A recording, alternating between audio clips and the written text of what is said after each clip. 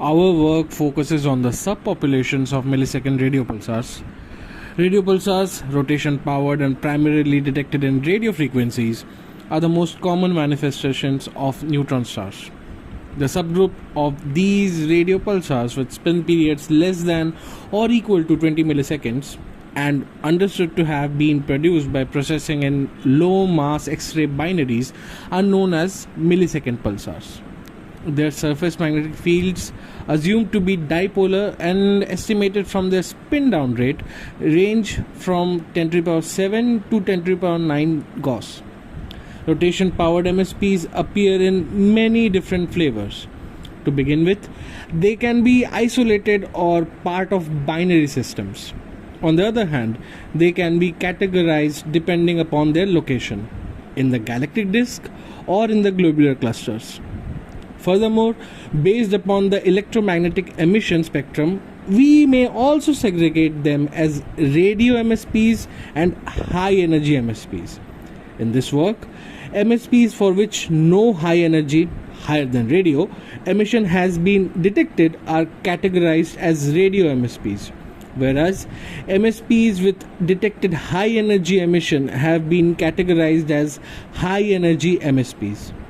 Quite a few of these high energy MSPs have not been detected in the radio frequency band at all. This population table summarizes the characteristics of the above mentioned subpopulations of millisecond pulsars. It appears that high energy MSPs are primarily detected in the galactic. Here, the intrinsic properties have been studied through histograms. We have also compared the subpopulations using the two-parameter Kolmogorov-Smirnov test with the null hypothesis that both the populations are drawn from the same underlying distribution. The p-value is the probabilistic measure for accepting the null hypothesis.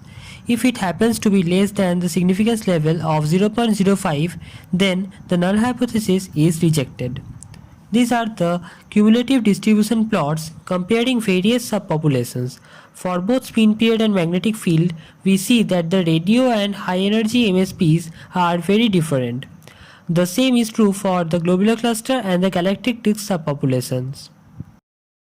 Pulsars switch off when conditions for pair production fail to be met.